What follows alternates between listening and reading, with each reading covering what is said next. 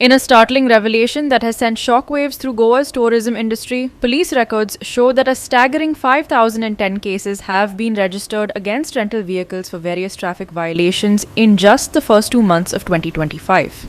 As of the latest report, 5,010 cases have been registered for various traffic offences, including reckless driving, improper parking, and violations of road safety rules. However, this official count could be an understatement, as sources have revealed that complaints involving rental vehicles are often discouraged or overlooked by the police. This raises critical questions about the motivation behind such actions.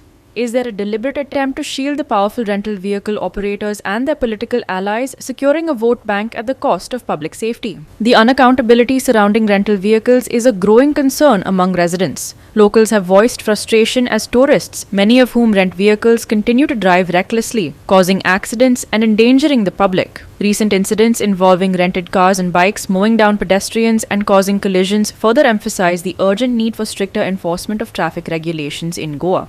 While rental vehicle operators continue to thrive, largely due to state's tourism-driven economy, the question remains whether the state is prioritizing the safety of its residents and visitors over political expediency. The lack of accountability, both from rental agencies and law enforcement, is creating a toxic environment for road safety in Goa. Wherefore, to shed light on the ongoing traffic safety crisis, the Directorate of Transport compiled the monthly road accident statistics for December 2024. According to the report, there were 243 accidents in total, with 23 classified as fatal accidents. North Goa recorded 13 fatal accidents, while South Goa had 10. In addition to fatalities, there were 26 grievous accidents, 35 minor accidents, and 159 non-injury accidents. The report highlights a distressing trend in which 24 people lost their lives in road accidents in December alone.